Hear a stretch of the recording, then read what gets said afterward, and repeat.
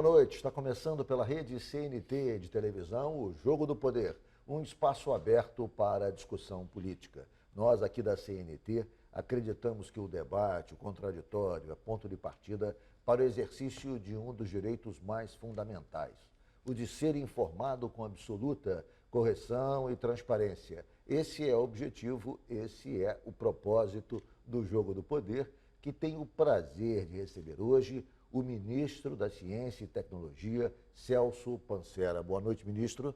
Boa noite, Ricardo. Boa noite a todos os ouvintes. É um prazer estar novamente aqui falando com vocês um pouco sobre política, um pouco sobre ciência e bastante sobre o Brasil. Prazer é nosso em recebê-lo para participar da entrevista. Eu convidei também Leandro Rezende, jornalista do jornal O Dia. Boa noite, Leandro. Boa noite, Ricardo. Boa noite, ministro. Obrigado mais uma vez pelo convite. Vamos agora às principais notícias da semana, diretamente de Brasília. Olá, eu sou José Marcelo Santos, direto de Brasília, com o resumo das principais notícias da semana. Aumenta o pessimismo entre empresários. Uma pesquisa da Confederação Nacional da Indústria mostra que a confiança do setor voltou a cair.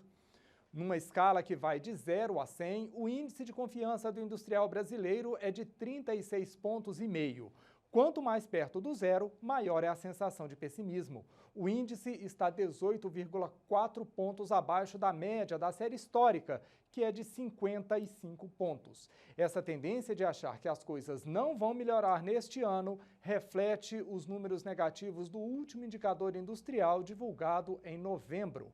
A indústria da construção civil é a mais descrente e não tem qualquer perspectiva de melhora no curto prazo. Termina no dia 29 o prazo para a opção pelo Simples Nacional, que é um regimento tributário simplificado destinado a micro e pequenas empresas.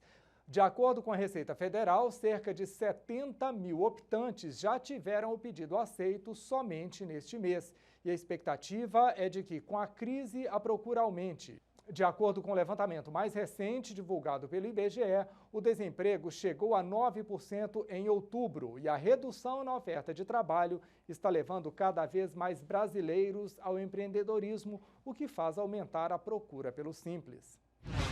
O trabalhador que usou o FGTS para comprar ações da Petrobras está em pânico. A modalidade de compra foi autorizada pelo governo há quase 6 anos e atraiu mais de 300 mil brasileiros. As ações da maior empresa do país chegaram a 750% de valorização.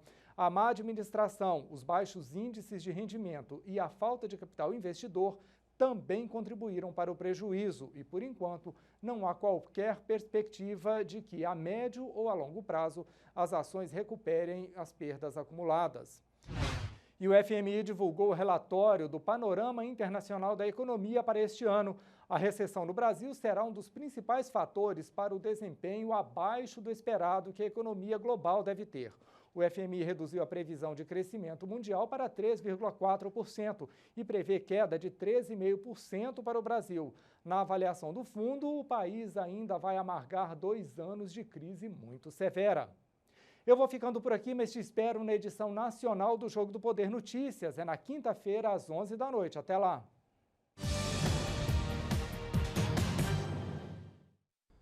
Voltamos então com o Jogo do Poder, recebendo hoje o ministro da Ciência e Tecnologia, Celso Pancera. Ministro, há cerca de 10 dias, a presidente Dilma sancionou o Marco Legal da Ciência e Tecnologia do Brasil.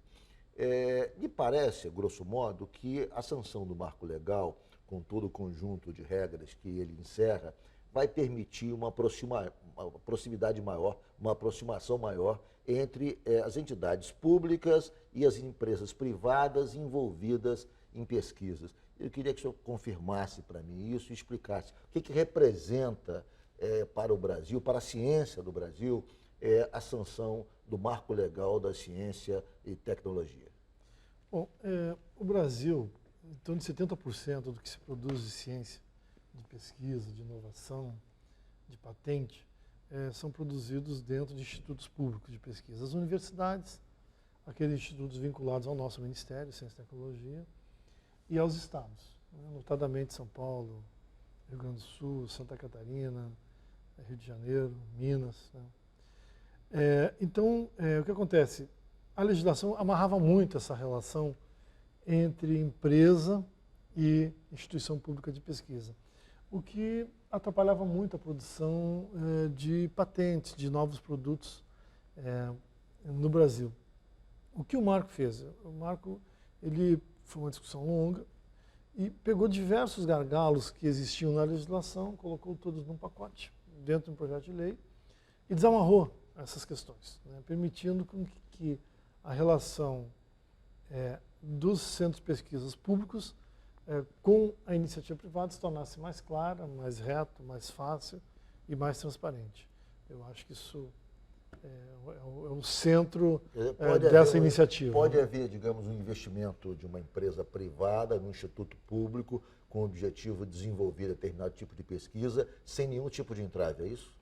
Isso, reduziu bastante os entraves. Eu vou citar um caso assim. Uma Universidade Federal tem o plano de cargos e salários dela. O plano de cargos e salários da Universidade Federal, ela inclui um item lá que é a dedicação exclusiva. Aquele professor que for só professor daquela instituição, ele tem um ganho a mais de salário para se dedicar única e exclusivamente àquela instituição. E esse pesquisador, ele, professor, muitas vezes tem uma grande ideia, um grande projeto que ele pode pesquisar, transformar em produto, né? E produto é economia, produto é bem-estar, né? E ele não poderia trabalhar porque não tinha segurança jurídica de que aquilo iria, por exemplo, interferir... O capital intelectual. É o capital intelectual, massa crítica. Iria interferir na progressão de carreira dele. Com a nova lei, por exemplo, se esse intelectual pedir licença para se dedicar a uma pesquisa dentro da universidade, que essa universidade tenha um convênio com uma empresa privada, a progressão de carreira dele está garantida. Ele pode não receber o salário pela universidade, mas a progressão de carreira dele está garantida. A outra questão é que as universidades, os professores poderiam, por ano, dedicar até 240 horas por ano, né? Ou seja, 8 horas durante 8 horas durante um grupo de semanas, 30 semanas, para a pesquisa, tirar do seu tempo de aula para a pesquisa.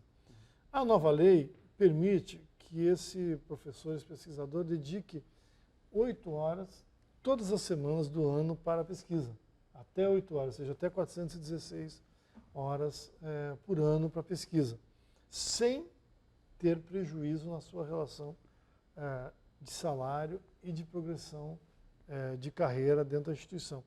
Isso faz o quê? Faz com que dê segurança para esse pesquisador, que ele pode fazer pesquisa, exercitar o seu conhecimento, a sua capacidade crítica, e que não será prejudicado naquilo que ele tem como sendo a vida dele, que é ser professor universitário. Essas coisas são importantes, né, que ajudam muito. A outra coisa é que permite que as fundações, os institutos de pesquisa, participem de sociedades como sócios minoritários dentro de um projeto de inovação e de pesquisa, né? Isso também é bom, porque permite que a patente, parte dela, seja retido dentro da instituição de origem. E, ao mesmo tempo, gera uma outra fonte de receita para a instituição. A presença maior das empresas nas universidades vai reduzir ou vai amenizar um pouco do papel indutor do Estado na elaboração de pesquisas e de diretrizes para a área científica? Tomara que sim. Esse é um dos objetivos, né? Ver se com isso as empresas tomam gosto cada vez mais de investir em pesquisa e o Estado precise cada vez menos ser responsável por isso, como é nos Estados Unidos. Nos Estados Unidos, você tem 70%, 75% da pesquisa e produção de produtos Hoje no novos Brasil, são feitos pela iniciativa privada. Hoje no Brasil é o inverso. o esforço de pesquisa, exatamente o que eu queria perguntar. Hoje, os esforços de pesquisa hoje são desenvolvidos em sua maioria, pelo poder público e não pelas empresas? Quer dizer, que percentual ocorre no Brasil nesse sentido? Os números são um pouco desencontrados, mas, no geral, 70% do que é produzido de pesquisa e o que é investido em pesquisa vem do poder público, das 3 esferas, né? Muito do governo federal e uma boa parte dos governos estaduais. Alguns governos, né, possuem fundos para isso, né? O Rio de Janeiro, por exemplo, ele tem um critério lá na lei orgânica estadual, na Constituição Estadual, que diz que 2% da arrecadação do ICMS tem que ser destinado à FAPERJ, que é a instituição responsável pela pesquisa aqui no estado do Rio de Janeiro.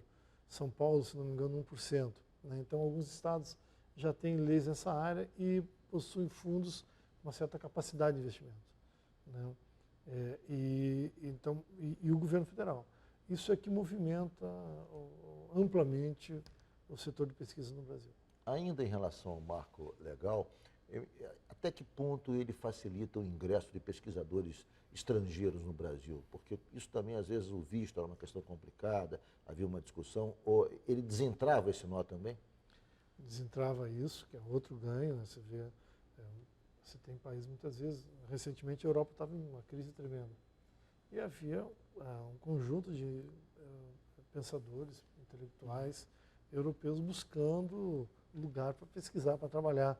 Né? Quando caiu lá os estados socialistas do leste europeu, também a Rússia, a Alemanha Oriental, se tinha um conjunto de pensadores buscando outros países para exercitar seu conhecimento, continuar a pesquisa.